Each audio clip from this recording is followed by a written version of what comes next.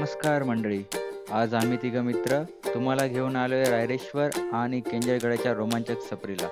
पुण्याहून आम्ही कारने निघालो आणि आमचा पहिला पॉईंट होता नेकलेस पॉईंट भोर येथील. रायरेश्वरकडे जाताना हा आमचा पहिला थांबा होता. हा रस्ता इतका सुंदर आहे की कार रस्त्याच्या कडेला पार्क करून तुम्ही हा निसर्ग सौंदर्याचा आनंद घेऊ शकतात. इथे जास्त श्रम लागत नाहीत, फक्त उभा राहून दृश्य अनुभवायची आवश्यकता आहे.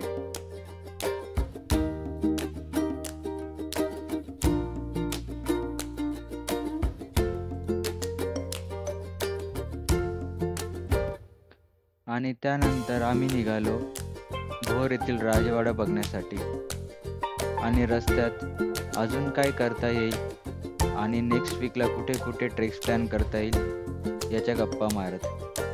पण जेव्हा आम्ही भोर येथील राजवाडा येथे पोहोचलो तेव्हा लक्षात आले की आज शनिवार असल्या कारणाने हा वाडा बंद आहे. आम्ही त्याला फक्त बाहेरून बघू शकलो आणि आम्ही पुढे निघालो.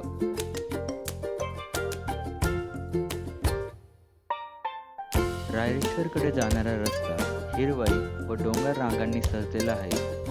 बहुतेक चढण कार किंवा बाईकवरून करता येते आणि वरती गाड्यांसाठी भरपूर पार्किंगची सुविधा आहे. यानंतर ट्रेकची सुरुवात पायऱ्यांनी होते.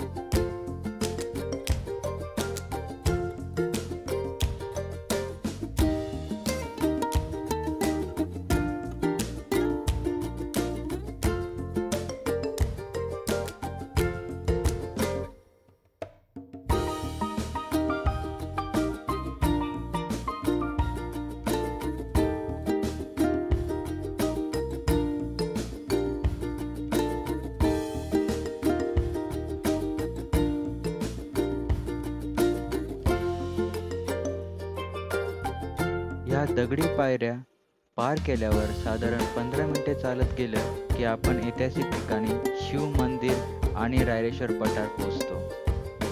रायरेश्वर हे छत्रपती शिवाजी महाराजांच्या स्वराज्य स्थापनेच्या शक्तीचं ठिकाण आहे. 1645 साली केवळ 16 वर्षाच्या असताना महाराजांनी इथेच स्वराज्याची शपथ घेतली होती.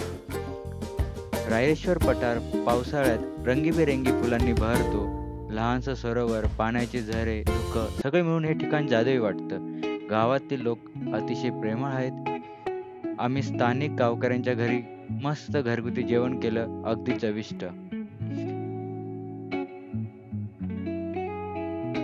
आणि त्यानंतर आम्ही निघालो केंजळगडकडे. इथेही पायथ्याला बेस विलेज आणि एक छोटं असं मंदिर आहे. आपण गाडी इथे पार्क करून ट्रेकला सुरुवात करू शकतो.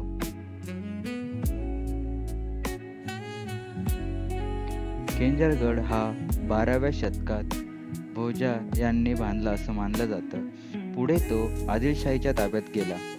1674 साली छत्रपती शिवाजी महाराजांनी हा गड जिंकला. ब्रिटिश काळात काही भाग उद्ध्वस्त झाला, पाण्याच्या टाक्या तुटल्या, पण अजूनही दगडी पायऱ्या, भिंती, खोल्या यांचे अवशेष आपण इथे बघू शकतो.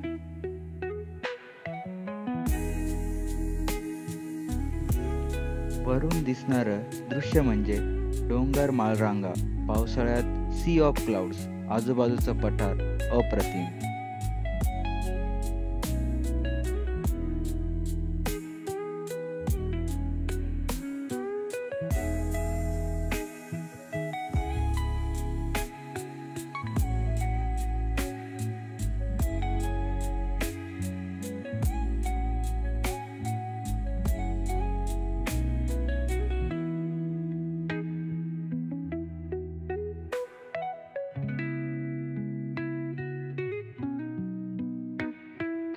गडावर जाण्यासाठीच्या दगडी पायऱ्या आजही मजबूत आहेत.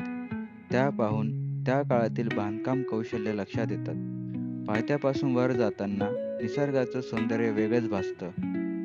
केंजळगड हा रायरेश्वरच्या तुलनेत चढायला थोडा अवघड आहे, पण वर गेल्यावर जे दृश्य दिसतं ते शब्दात सांगता येणार नाही, इतकं सुंदर आहे.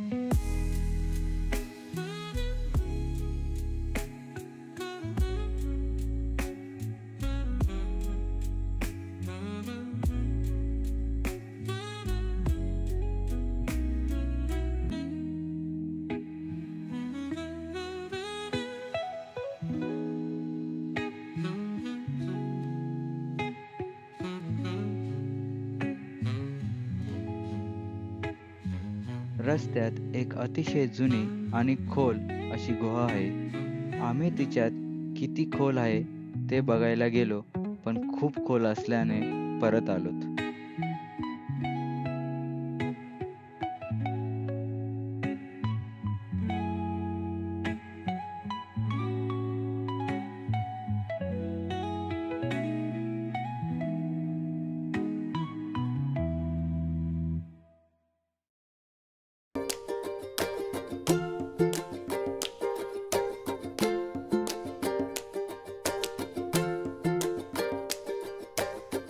रायरेश्वर आणि केंजरगड दोन्ही एकत्र का पाहावे? कारण रायरेश्वर एक निसर्ग सौंदर्य पठार आणि छत्रपती शिवाजी महाराजांची शपथस्थळाची ऐतिहासिक अनुभूती देते. केंजरगड थोडा अवघड असला तरी एक रोमांचक ट्रेक, प्राचीन पायऱ्या, गुहा आणि वरून दिसणारं अद्भुत दृश्य, दोन्ही ठिकाणी स्थानिक संस्कृती, इतिहास आणि निसर्ग एकत्र अनुभवायला मिळतो.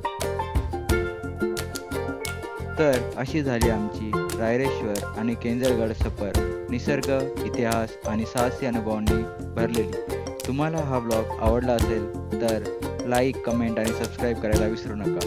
पुढच्या सफरीत पुन्हा भेटूया.